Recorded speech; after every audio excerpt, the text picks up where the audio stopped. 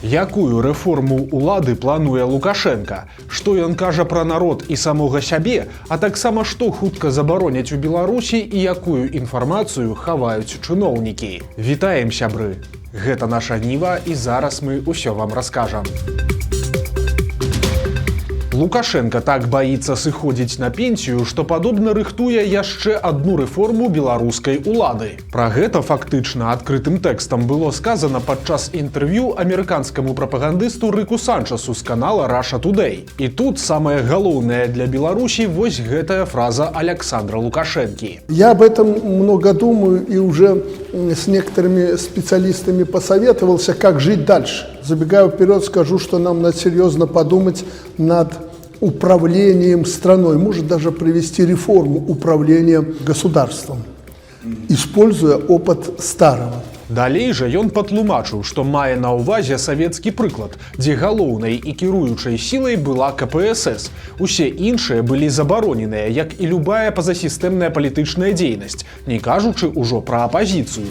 І гэта цікава, бо палітычнае поле Лукашенко ўжо зачысціў, але ж яго праўладная партыя Белая Русь пакуль што боўтаецца гіганцкім прычэпам, ад якога няма ніякай карысці. Гэтая партыя ні на што не ўплывае, а ўступленне ў яе гэта хоць і абавязак для лукашэнкаўцаў, але найперш рытуальны, як клятва вернасці рэжыму. Атрымліваецца такі сабе БРСМ для дарослых, але не больш за тое. І падобна, што Лукашенко падумвае паціху зрабіць з той Белай Русі сваю КПСС, як той казаў з Блэкджэкам і Натальяй Качанавай. Таксама гэтыя заявы Лукашэнкі могуць сведчыць пра намер адмяніць нават фармальнае абранне прэзідэнта на усеагульных выбарах і вярнуцца да сістэмы, якая існавала ў Савецкім Саюзе, ды ў той ці іншай форме захавалася ў Кітаі, КНДР ды на Кубе. У ёй фармальна кіраўніка дзяржавы абірае вузкае кола эліты, аформленая ў кіруючую партыю. У Беларусі гэта можа быць сфармаваны па спісах спушчаных зверху усебеларускі народны сход, які галасуе адзінагалосна. Вынікам жа гэтага будзе тое, што і цяпер. Нічым не абмежаваная ўлада аднаго чалавека, сям'і ці групы людзей. Праўда, адметна, што і тут Лукашенко не змог не схлусіць нават у дробязях. Ён паўтарыў свой ілжывы тэзіс пра тое, што, будучы дэпутатам, галасаваў супраць распаду Савецкага Саюза. Але насамрэч адзіным дэпутатам Верхоўнага Савета 12-га склікання, які галасаваў супраць, быў Валерый Ціхіня. І гэта вядома, бо захаваліся адпаведныя архіўныя дакументы. Сам жа Лукашенко ад таго галасавання проста ухіліўся. Але ж на інтэрв'ю, працягваючы тэму свайго адыходу ад улады, Лукашенко паабяцаў, што нагамі наперад з палаца незалежнасці яго выносіць не будуць. Маўляў, ён збіраецца выйсці на пенсію і перадаць уладу камусьці іншаму, але каму канкрэтна і калі нарэшце здарыцца тая пенсія, Лукашенко удакладняць, канешне, не стаў. З'явіліся і іншыя падрабязнасці гэтай даволі дзіўнай размовы. На самай справе такога падхалімскага госця ў Лукашэнкі не было ўжо даўно. Прапагандыст увесь час падкрэсліваў, як беларусы любяць дзейную уладу і якая ж у нас дэмакратыя. Але ж Лукашенко па сваёй старой звычцы сам заводзіўся і пачынаў так шматслоўна апраўдвацца, што ў выніку тапіў сам сябе лепш за любога прафесійнага журналіста. Вось, напрыклад, яго адказ на абвінавачанні ў фальсифікацыі выбараў. То, что на всех выборах я побеждал, это точно. 1,5-2% или 0,5%, если там в 85 или 7% что-то было, я об этом даже не знаю. Но выборы проводят конкретные люди. И я так думал, что, может быть, где-то кто-то там схимичил на 0,5%. Не 87%, не 85%, будет 84%. Что это меняет? Акрамя таго, пасля чарговай порцыі кампліментаў у Лукашэнкі нечакана спыталі: а што, маўляў, калі вы раптам звар'яцееце? Ці зможа беларускі народ ад вас пазбавіцца, улічваючы, што ўся ўлада ў вашых руках? Тут Лукашенко крыху задзёргаўся, але спачатку запэўніў, што беларусы ў такім выпадку яго дакладна скінуць. Вы знаете, если я превращусь в монстра, ясно, что я потеряю доверие очень многих своих сторонников. Генетически белорусы не способны и не будут поддерживать монстров. Генетически. Затым жа Лукашенко хутка з'ехаў з такой непрыемнай тэмы на сваю любімую – загадкавых замежных ворагаў, якія спяць і бачаць, як бы ад яго хутчэй пазбавіцца. Были бы рады некоторые наши соседи, чтобы я съехал с катушек. Это было для них основание заявить белорусскому народу: вот смотрите, монстр у вас, давайте вместе против него бороться.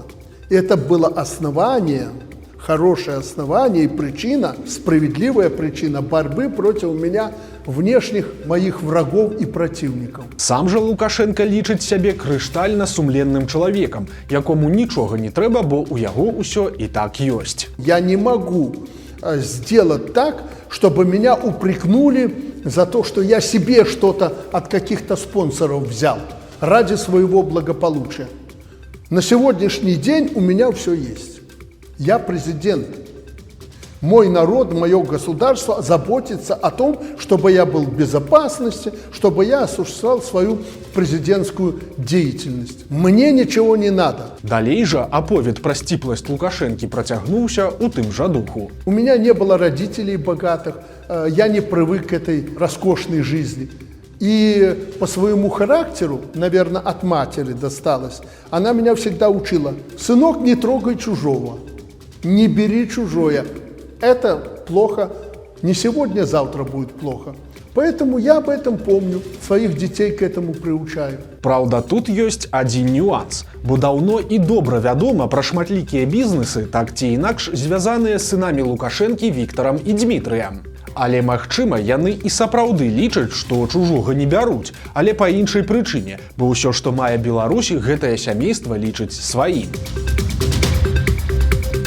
У суботу Лукашенко забаўляўся са сваёй новай цацкай. Ён прыехаў на суботнік у Нацыянальны гістарычны музей Беларусі. Займаўся ён гэтым у звыклай кампаніі. Ахова, прапагандысты, пара-тройка маладых дзяўчат, мэр Мінска Кухараў, шпіц-умка ды сын Мікалай. Ну что, Коля, ты будешь дерево держать или засыпать землей? Буду сажать. Отцентруй. Затым жа новы міністр культуры Марат Маркаў паказаў Лукашэнку, як будуецца Нацыянальны гістарычны музей. Чыноўнік пахваліўся, што гэта будзе ў прынцыпе самы вялікі будынак у нашай краіне, а таксама Маркаў асобна падкрэсліў, што мінскі музей нават большы па памерах, чым аналагічныя ў Таджыкістане ці Узбекістане. Прычым тое, што гэта будуецца ў першую чаргу як музей лукашызму, ніхто і не хавае. Ну, уже один раз надо сделать, чтобы избежать всякой критики. Умных же много таких. Попробовали бы сделать. Поэтому особенное внимание будем уделять выверенной информации. Чтобы все исторические вещи, они соответствовали и периоду, и действительно реальной истории. Потому что одна ошибка, вы правильно говорите, она может испортить впечатление от всей работы. У выніку Лукашенко нават захацеў перайменаваць музей, прапанаваўшы выкінуць з назвы слова «гістарычны». Маўляў, а хай будзе проста Нацыянальны музей Беларусі. І кропка. Дарэчы, суботнік яшчэ не скончыўся, а віцэ-прэм'ерка Наталья Пяткевіч ужо пахвалілася тым, што на ім сабралі ажно 18 мільёнаў беларускіх рублёў. Дарэчы, гэтыя грошы пойдуць якраз на Лукашэнкаўскі нацыянальны музей. Мінпрыроды збіраецца цалкам забараніць у Беларусі вытворчасць пластыкавых кветак. З 2024 года ўжо дзейнічае закон, па якім прадпрымальнікі, якія вырабляюць ці завозяць у Беларусь пластыкавыя кветкі, абавязаны плаціць за іх будучую утылізацыю. Такі падатак складае 180 рублёў за тону. Гэтыя грошы ідуць на арганізацыю збору і бяспечную перапрацоўку гэтага смецця. Але ж цяпер Мінпрыроды вядзе работы па падрыхтоўцы экалагічнага кодекса Беларусі, і ў ім хочуць прапісаць канчатковую забарону на кветкі з пластыку. Улічваючы, што пікам продажу гэтага тавару з'яўляецца якраз радаўніца, то чыноўнікі раяць замяніць пластык на могілках жывымі кветкамі ў гаршках, шматлетнікамі ў грунце, карлікавымі кустамі, газоннай травой ці вечназялёнымі хваёвымі дрэвамі. Было прынятае важнае рашэнне. Цяпер стала вядома, што расійскі Расатам хутка падпіша ўгоду аб будаўніцтве трэцяга энергаблока на беларускай атамнай электрастанцыі ў Астраўцы. Раней незалежныя эксперты папярэджвалі, што патрэбы ў гэтым блоку пакуль няма, але ж Лукашенко ўпёрся, ну і вось вам вынік. Ну і калі вы чакаеце, што пасля з'яўлення новага блока электрычнасць у Беларусі раптам патаннее, то прыйдзецца вас расчараваць, бо на справе не ўсё так проста. Эксперты ініцыятывы беларуская энергетычная агенцыя прааналізавалі, як запуск трэцяга блока паўплывае на сабекошт электраэнергіі. І іх разлікі паказалі, што фінансавая выгада ад яго працы магчымая толькі ў 2 з 9 верагодных сцэнарыяў. Калі адначасова і кошты на газ будуць высокімі альбо сярэднімі і спажыванне электрычнасці ў Беларусі будзе максімальным, ва ўсіх астатніх выпадках сабекошт альбо не зменіцца, альбо нават вырасце. Пры самым неспрыяльным раскладзе танны газ і нізкае спажыванне электрычнасць можа і ўвогуле падаражэць на 17%. Беларускі ўрад прапанаваў выключыць закону аб перапісе абавязковую публікацыю яго вынікаў. Адпаведны законапраект быў падрыхтаваны Саветам міністраў і ўжо ўнесены на разгляд дэпутатаў парламента. Нагадаем, што маштабны перапіс насельніцтва Беларусі запланаваны на восень 2029 года. У прынцыпе, гэта чаканы працяг апошняй тэндэнцыі беларускай улады – хаваць непрыемныя факты ад грамадскасці. То бок любую інфармацыю, якая будзе сведчыць пра праблемы ці проста не падабаецца ўладам, засакрэціць. Так робіцца ўжо даўно, і сёння чыноўнікі не публікуюць звесткі пра колькасць пенсіянераў, нараджальнасць, смяротнасць, лічбы экспарту і шмат што яшчэ. Праўда, у выніку гэта становіцца сігналам, што ў той ці іншай сферы не ўсё ў парадку, бо калі звесткі закрываюць, значыць там нешта не так, і лукашэнкаўцы імкнуцца схаваць праблему ад уласнага народа. У Беларусі з'явіліся новыя штрафы. Цяпер будуць караць тых, хто выкідвае хатніх жывёлаў. Раней можна было атрымаць альбо крымінальную адказнасць за гібель жывёлы, альбо нічога. Цяпер жа за выкінутага на вуліцу гадаванца пагражае штраф ад 10 і да 30 базавых велічынь. За жорсткае абыходжанне з жывёлай прадугледжаны штраф да 15 базавых. За жорсткае абыходжанне, якое выражаецца ў катаванні альбо прывяло да гібелі ці калецтва, будзе штраф ад 20 і да 30 базавых. Альбо грамадскія работы, альбо арышт да 15 сутак. Сёння базавая велічыня складае 45 беларускіх рублёў. Гэтыя новыя нормы запрацуюць ужо праз 2 месяцы. Страшную знаходку зрабілі на Віцебшчыне. У лесе пад Лепелем знайшлі цела жанчыны. Прычым паводле папярэдніх звестак яна праляжала там каля года. Цяпер знаходкай займаюцца судова-медыцынскія эксперты і ніякіх падрабязнасцяў не агучваюць, але вядома, што следчыя завялі крымінальную справу аб забойстве. Трагедыя здарылася ў Лідзе. Там на пажары ў адной кватэры загінулі адразу 3 мужчын. Як вы, напэўна, ужо здагадаліся, гэта гаспадар хаты і яго госці, якія ўсе разам добра выпівалі, што і прывяло да бяды, бо папярэдняй прычынай пажару называюць неасцярожнасць з агнём пры курэнні. Вось такія навіны панядзелка. Падпісвайцеся на канал, стаўце лайкі альбо дызлайкі і выказвайце заўвагі ў каментарах. І, канешне, чытайце нашу Ніву, глядзіце нашу Ніву і любіце Беларусь. До сустрэчы ў сераду.